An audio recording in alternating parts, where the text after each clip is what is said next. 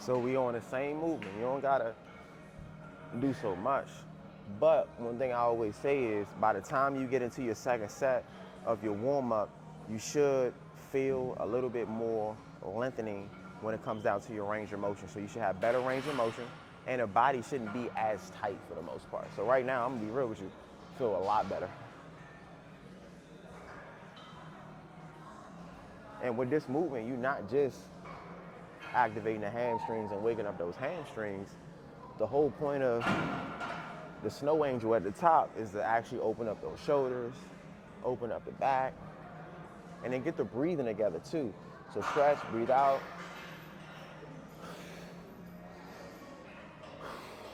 Breathing is going to be very important, very important. I honestly think breathing is like the foundation of what we're doing. Because remember, breathing can make you or break you. Don't forget that.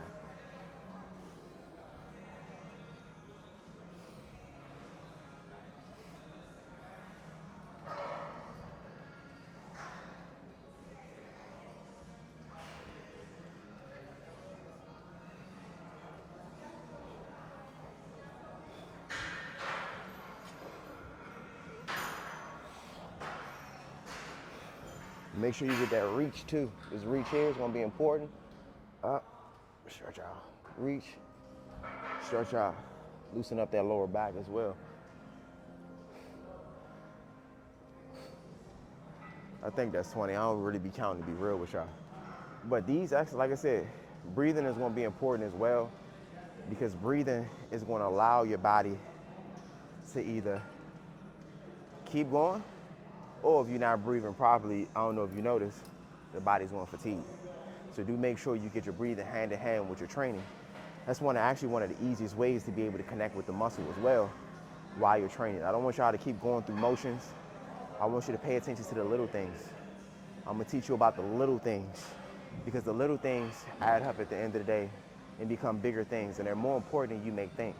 Like I said, if you're not breathing appropriately throughout your training, you will see your body stagnate because the muscles need oxygen. There's no way around that. If you're not breathing properly, 9 out of 10, you could lose a few reps throughout your training.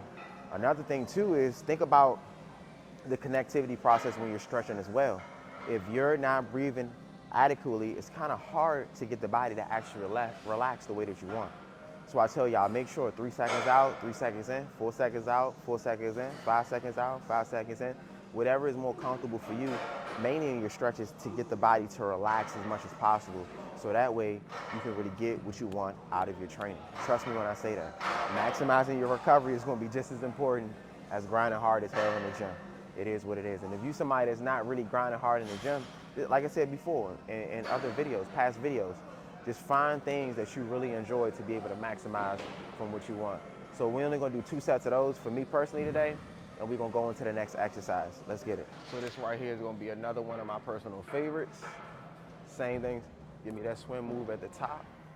And then do me another favor, make sure when you bringing that leg up, you should feel the glutes. This is going to help loosen up the lower back as well, get the glutes nice and activated, as well as really work on warming up those hamstrings.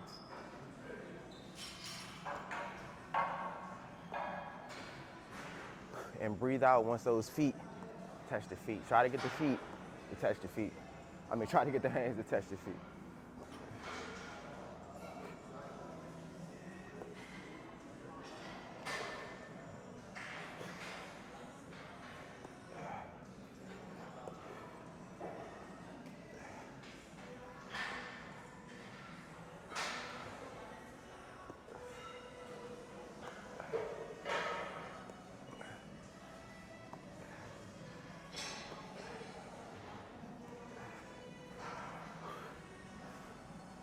Oh shit, I'm like way out of the gym, man.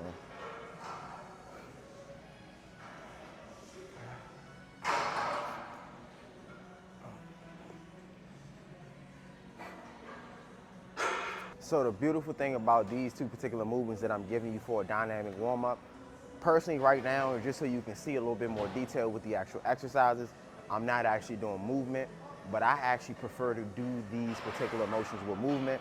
So a great example on the first one, we're going in, boom, going in. This is the movement. You're doing a step forward. A good thing is too, I generally don't do like 2 sets of 20. I'm just giving y'all 2 sets of 20 just so you can kind of keep count and know what to do.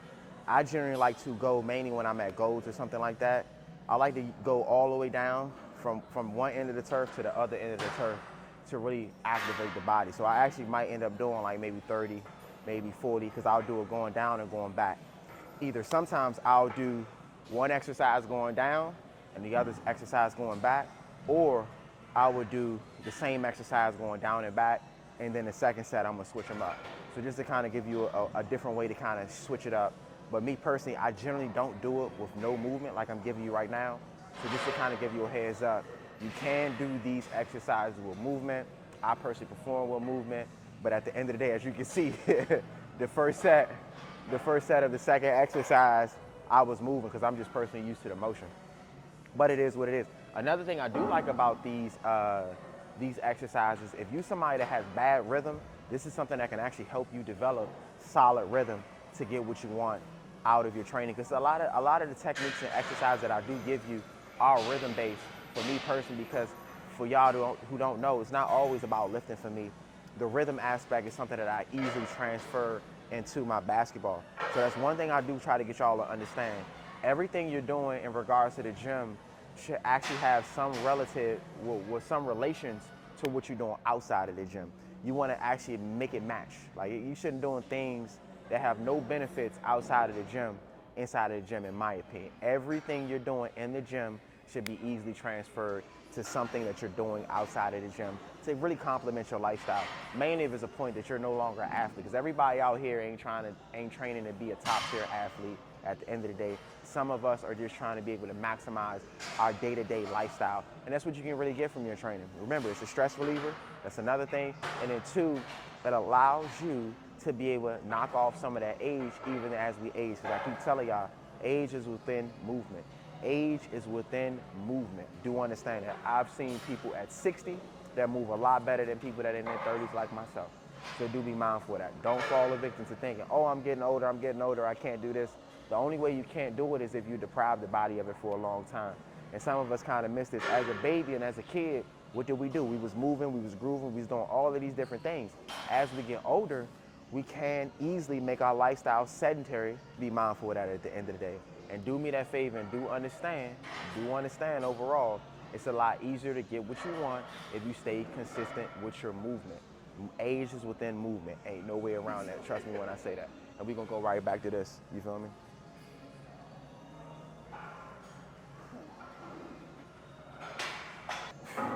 Make it that much easier, y'all. Make it that much easier. Like I said, we're only going to do 2 sets of 20, and then kind of move along. Nothing too crazy.